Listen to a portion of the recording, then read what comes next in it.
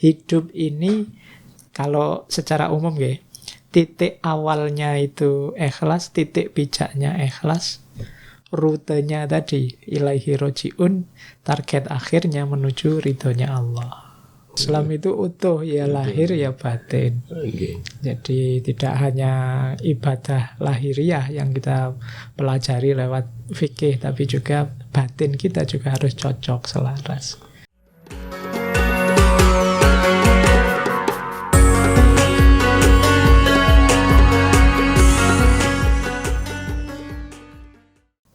Bismillahirrahmanirrahim. Assalamualaikum warahmatullahi wabarakatuh.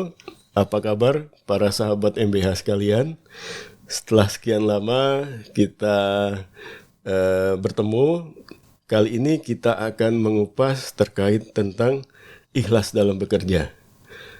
Terutama alhamdulillah di antara kita saat ini telah hadir Bapak Faiz yang insya Allah akan bersama kita mengupas tentang keikhlasan dalam bekerja yang merupakan kebutuhan bagi kita, sehingga kerja itu benar-benar akan dapat kita rasakan yang berupa ketenangan hati dan produktivitas yang berguna bagi semuanya.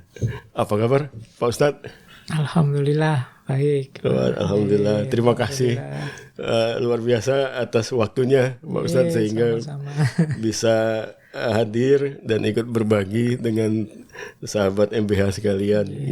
Izin Pak Ustadz, nanti saat ini kita akan ngobrol terkait ikhlas Pak Ustadz. Terutama mungkin ya ikhlas itu hampir setiap hari kita dengarkan, setiap hari kita omongkan kudu ikhlas loh gitu. Tapi sebenarnya ikhlas itu sebenarnya apa ya Ustadz ya? Baik. Ada banyak definisi ikhlas dari para ulama. Tapi secara umum ikhlas itu kita melakukan kebaikan yang niatnya hanya untuk memperoleh ridhonya Allah saja. Ringkasnya itu.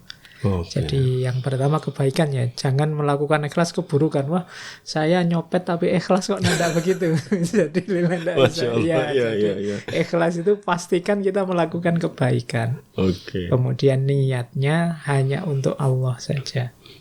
Tidak untuk pamrih-pamrih yang lain, tidak untuk kesenangan, tidak untuk capaian ini itu selain Allah, tapi pokoknya ini baik saya lakukan, niatnya memperoleh ridho Allah saja. Kuncinya di situ. Itu nanti yang disebut ikhlas. Berarti kuncinya itu yang pertama adalah kebaikan, kebaikan. Dan yang bermuara pada ridho Allah. Ya, muaranya pada ridho Allah. Kalau menurut tentang keilmuan ini dengan yang sejauh Ustadz ketahuin, kalau pandangan-pandangan ulama yang terkait tentang ikhlas sejauh ini apa kira-kira yang mendukung untuk itu? Jadi banyak sekali ulama-ulama yang membahas tentang ikhlas. Sebagian besar mungkin berasal dari para ulama dari tasawuf. Cabang ilmuwannya tasawuf itu banyak yang membahas tentang keikhlasan, karena keikhlasan itu menyangkut suasana hati, kondisi hati kita. Yang bisa ikhlas itu hati yang bersih, yang tidak terkotori oleh macam-macam.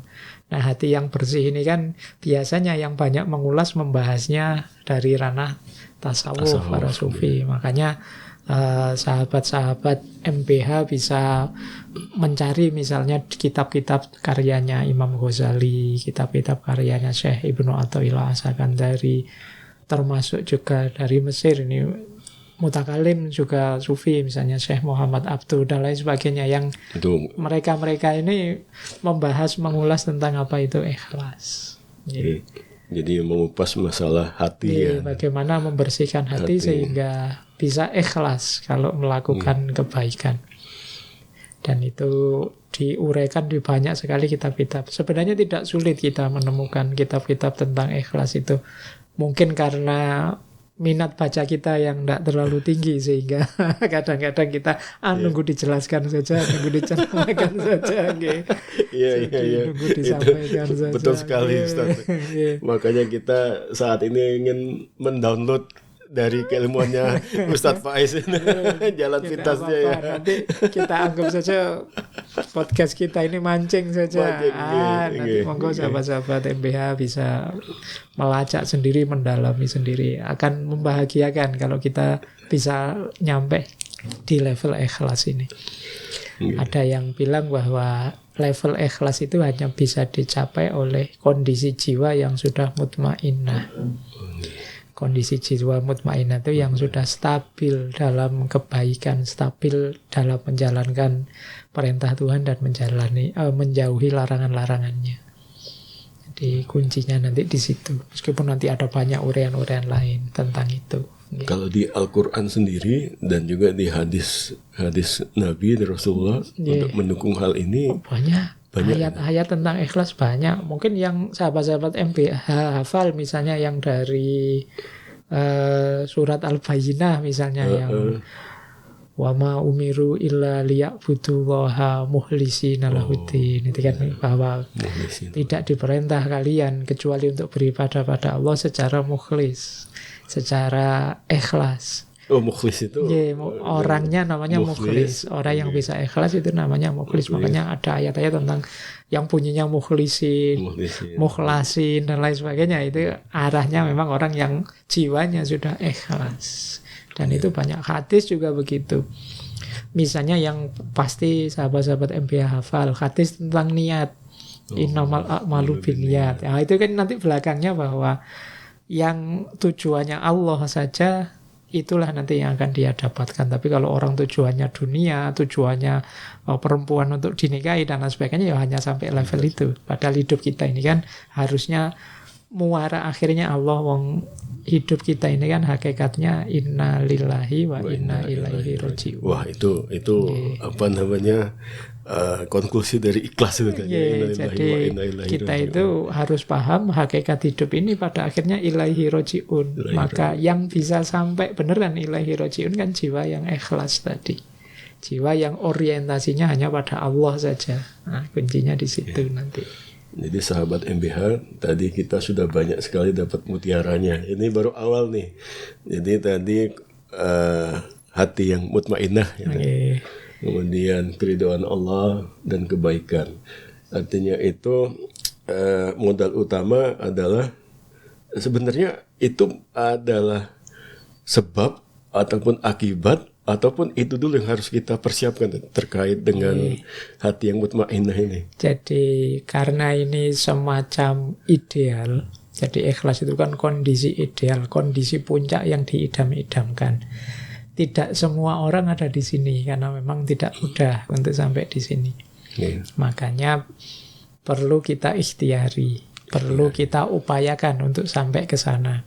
Kalau kita sudah sampai ke sana, nanti ikhlas ini jadi modal. Berarti di awal, ketika kita melakukan sesuatu, nawaitunya lillahi ta'ala saja, tidak ada pamrih apa-apa. Jadi bisa di awal. Nah, kalau yang masih kita latihan tadi untuk ikhlas itu, ya ikhlas jadi tujuannya. Jadi ikhlas itu jadi gimana kita melatih jiwa kita supaya ikhlas kita melakukan ini, melakukan itu. Dan nanti buahnya ikhlas. Kalau sudah ikhlas, ya ini nanti jadi bekal kita, modal kita untuk menuju Allah. Jadi hidup ini kalau secara umum ya, titik awalnya itu ikhlas, titik pijaknya ikhlas, rutenya tadi ilaihi roji'un, target akhirnya menuju ridhonya Allah. Jadi diawali dari ikhlas. Ikhlas itu semacam kalau orang niat, pokoknya tujuanku sana, Allah saja. Dan itu batinnya ikhlas, tidak ada pamrih apapun. Kemudian rutenya tadi ya ilahi roji'un, perjalanan yang semakin dekat pada Allah. Jadi mari kita pastikan tadi kebaikan itu kan membuat kita tambah dekat dengan Allah.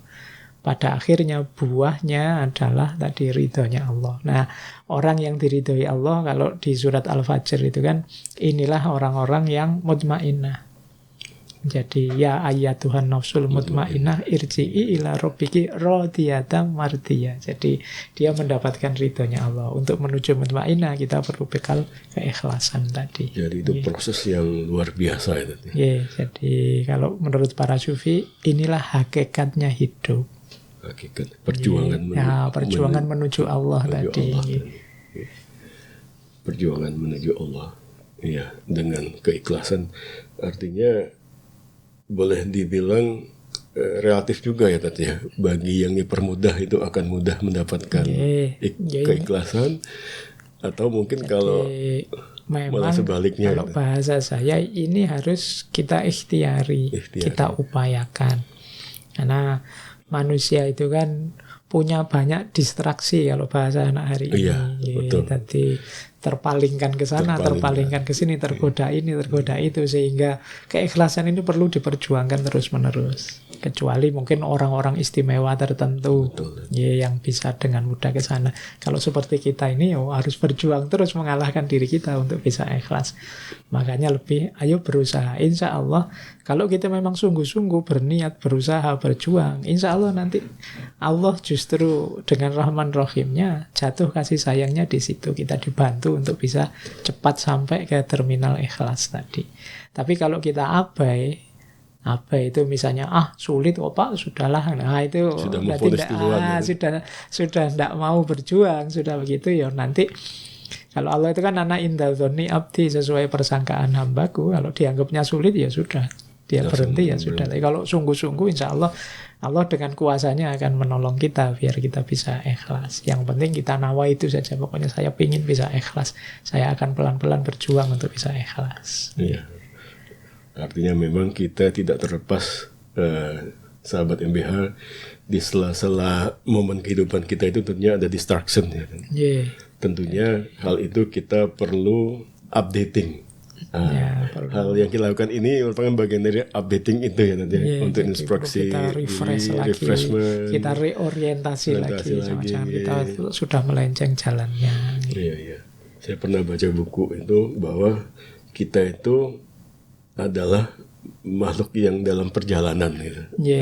Disebut situ salik ya tadi orang-orang kaum. Jadi memang seperti saya bilang tadi, hakikat hidup kita itu lillahi wa ilaihi roji'un. Lillahi wa inna ilaihi roji'un. Jadi kita pada akhirnya kita dari Allah, nanti akan kembali pada Allah. Namanya hidup ini melingkar, berjalan. Jadi hidup ini justru bukan perjalanan menuju, tapi perjalanan kembali. Perjalanan kembali. Iya, jadi perjalanan kembali kepada Allah. Wah, itu luar biasa sahabat MBH. Bahwa kita saat ini sebenarnya bukan berjalan menuju, itu yang saya garis bawain sekarang ini adalah perjalanan untuk kembali. Jadi, seperti perjalanan pulang kalau kita mudik itu perjalanan ke kampung halaman ya. Makanya mari kita pastikan kita tidak salah rute. Jadi cirinya apa orang yang tidak salah rute itu hidupnya rasanya tambah dekat dengan Allah. Berarti tidak salah rute karena kita menuju Allah. Kalau merasa lebih dekat ya kemungkinan rute kita benar. Tapi kalau rasanya saya kok tambah jauh terus ya dari Allah rasanya, itu mungkin jangan-jangan kita salah rute. Karena harusnya kita kembali, kita kok malah jauh, berarti kita ngambil jalan balik arah, mungkin keliru. Dan juga yang namanya perjalanan itu dibutuhkan bekal ya. Bekal itu ya mungkin salah satu yang terbaik adalah ikhlas. Jadi ikhlas tadi kan berarti saya ingin Allah saja. Jadi ya sesuai rutenya, tidak belok-belok kemana-mana sudah. Sebenarnya kalau cara mudahnya seperti apa tadi? Kita kan kebanyakan ya orang awam ya, atau mungkin ada ikhtiar khusus. Jadi kalau saya, ya karena kita manusia itu kadang naik turun semangatnya. Kalau versinya Imam Ghazali, hati kita harus kita latih. Dilatih. Itu yang kalau bahasa tasawufnya namanya riyadhah. Kita latihan. Jadi meskipun mungkin awalnya di mulut saja, lillahi ta'ala, saya ini lillahi ta'ala, lama-lama yuk kita internalisasi, kita biasakan batin, ya ini pokoknya urusannya Allah saja, kita melakukan ini Allah saja. Ya mungkin nanti ada keuntungan yang lain, anugerah yang lain, tapi fokus kita tidak ke situ, ke Allah saja. Misalnya kita membantu orang, terus yang bilang, kalau senang bantu orang, itu nanti kita disayangi orang lain. Ya alhamdulillah, tapi tujuan saya Allah saja. Ini kita latih jiwa kita, nanti lama-lama terbiasa. Setelah kita lalui prosesnya, apakah bisa kita lihat bahwa ini nih ciri orang yang sebenarnya sudah masuk dalam zona ikhlas itu. Orang zona ikhlas itu sederhananya dia ringan melakukan kebaikan. Jadi dia ndak mikir pamrih dapat apa, nanti pahalanya berapa, nanti saya diberi apa oleh Allah sebagai balasannya, ndak mikir Pokoknya itu. jalan ini kebaikan, Ini gaspol. dia ringan saja. Yang penting dia tahu Allah ridho kalau saya melakukan ini. Makanya tadi saya sebut kebaikan itu kan definisinya itu. Jadi saya tahu kalau saya sedekah Allah senang ini, ya saya sedekah saja. Jadi ndak mikir nanti ada balasan ini, balasan itu. Kadang-kadang ada yang nanti kalau sedekah dapat 700 iya nanti itu. mungkin memang kita akan dapat itu, Allah berjanji begitu dalam Al-Quran, tapi fokus kita tidak ke situ. Bukan ke situ, berhenti dari situ ya malah jadinya itu, bukan Allah ya. Jadi kita fokusnya tetap Allah saja. Jadi dapat alhamdulillah, tidak dapat saya sudah bahagia bisa melakukan kebaikan ini. Nah itu berarti kondisi ideal ya. Ya kondisi ideal. Jadi ayo kita latihan pelan-pelan. Ya mungkin belum bisa 100%, tapi begitu kita ingat, sadar, kita berusaha ke situ lagi. Kayak kita sholat khusyuk itu loh. Kadang kan pikirannya kemana, tapi begitu sadar ya balik lagi. Semoga nanti prosentasenya naik terus. Mungkin semula bisa ikhlas 10% saja, mungkin nanti bisa 20, bisa 30, syukur-syukur bisa banyak. Kalau dalam kajian tasawuf ada pandangan begini, kalau kita mendekat pada Allah 1 jengkal, Allah akan menyambut kita 1 hasta. Kita mendekat 10 langkah, Allah akan menyambut kita 100 langkah. Kita berjalan, Allah akan berlari. Makanya mari paling tidak ayo berniat untuk ingin ikhlas. Jadi tidak menganggap ikhlas itu berat, tidak usah saja. Lah itu yang jadi masalah seringkali. Artinya kalau setelah kita mendapatkan keikhlasan, ya pengaruhi nanti ke dalam bekerja seperti apa itu? Ya seperti tadi, akhirnya orang itu menjalani hidupnya termasuk amanah bekerja dan lain sebagainya itu dengan ringan. Jadi tidak lagi mudah mengeluh. Jadi dia tidak ridho, mengeluh ya. Artinya dia sabar, konsisten. Sabar. Jadi kalau dalam dunia tasawuf tadi, misalnya Imam Ghazali menyebut orang ikhlas itu paling tidak ada beberapa ciri. Yang pertama dia zuhud. Zuhud itu tidak terlalu tergoda oleh dunia. Jadi dia orang zuhud itu dapat berapapun alhamdulillah. Kalau yang duniawi. Yang kedua sabar. Iya, orang ikhlas itu sabar mesti. Kenapa? Dia dapat apapun dia tahu itu anugerahnya Allah. Jadi tidak berpikir aneh-aneh. Yang ketiga tawakal. Orang ikhlas itu pasrah. Allah memberi apa saja, ya Allah sudah aku upayakan yang terbaik, hasilnya apa Engkau yang menentukan. Tawakal. Nah, jadi ini jiwa yang tawakal.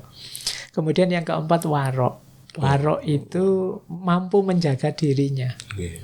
Karena dia ingin Allah saja, maka dia berusaha agar kondisi jiwanya selalu dalam posisi menuju Allah. Maka dia tidak mudah tergoda. Itu yang disebut wirai, orang yang menjaga diri.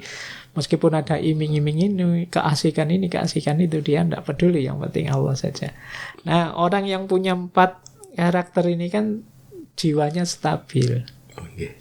Orang stabil itu kalau dalam bekerja ya jadi produktivitas. Iya, tidak banyak terdistraksi, terus sungguh-sungguh tidak terlalu banyak pamrih. Orang yang banyak pamrih kan biasanya kalau pamrihnya tidak terpenuhi lemas, kalau harapannya tidak terlalu terus dia tidak serius, tidak ke situ. Jadi pengaruhnya di dunia kerja, ya dia jadi ya sungguh-sungguh, ya kreatif, ya produktif. Kemudian apapun hasilnya diterima selama itu masih berorientasi ridhonya Allah. Artinya akan ada impact luar biasa ya bagi produktivitas dirinya sendiri sebagai individu dan juga bagi organisasi di mana dia berada gitu. Di mana dia berada, karena orang yang tidak ikhlas kan mungkin targetnya bukan Allah, targetnya mungkin gaji yang tinggi, mungkin jabatan yang naik, mungkin itu. Sebenarnya itu cuma bonus saja tadi. Iya, itu bagi saya bonus. Jadi kalau yang bonus dianggap gaji utama, itu kita rugi, eman-eman. Jadi kalau kita kerja sungguh-sungguh baik, kreatif, ya kenapa tidak? Mesti pangkat naik, mesti gaji naik, kan itu otomatis saja. Jadi itu luar biasa sahabat MBH. Ini saya menggunakan gesture 4 ya, karena boleh nih kayak 4, enggak 1, 2, 3. Karena untuk mewakili dari 4 variabel tadi. Yang pertama adalah zuhud, yang kedua adalah sabar, yang ketiga tawakal, dan finalnya ini adalah waro, di mana kita benar-benar menjaga diri kita dari hal-hal yang merusak ya. Dari hal yang merusak. Menurut saya untuk zuhud dan sabar ini ya bukan berarti orang itu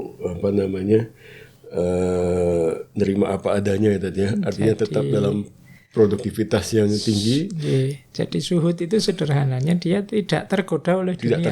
Bukan berarti tidak punya dunia, tidak butuh dunia. Bukan berarti rumahnya seadanya, bajunya pokoknya nggak salin-salin. Banyak sufi itu yang kaya raya, tapi dia tidak terikat oleh dunia. Dunia nggak di hatinya. Dunia tidak di hatinya. Itu berarti jiwanya jiwa zuhud. Sabar juga begitu. Kita sering mendefinisikan sabar itu sabar menanggung, tapi menjalankan juga perlu sabar. Sabar dalam menjalankan. Iya, kita menyebutnya tekun, rajin, itu kan jenis kesabaran. Etos kerja itu kan kesabaran. Jadi tidak sekedar kalau mengalami penderitaan saya kuat itu sabar. Iya, itu sabar, tapi ada mungkin enaknya didefinisikan sabar dari dan sabar untuk. Masya Allah. Sabar dari dan sabar untuk dua hal yang sabar berbeda. Sabar dari beban itu dan sabar untuk melakukan kebaikan ini, melakukan kebaikan itu karena juga butuh kualitas kesabaran kita. Mutiara berikutnya ini sahabat gue, sabar dari dan sabar untuk itu hal yang luar biasa untuk kita praktekkan, bahwa kondisi ini ya sangat kita harapkan bisa menjadi bagian daripada hidup dan kehidupan kita selaku individu ataupun bagian daripada organisasi kita, sehingga kita bisa mewujudkan keikhlasan, bisa mewujudkan dampak positif keberadaan kita, dan juga terutama dalam kita mencapai ultimate goal, saya bilang tujuan utama kita adalah keridhaan Allah, bahwa kita saat ini tengah dalam perjalanan pulang, bekal terbaik adalah keikhlasan untuk mencapai keridhaan Allah. Demikian mungkin ya, Ustaz. Kita ini merupakan banyak hal yang saya anggap mutiara-mutiara yang terpendam yang perlu kita gali terus.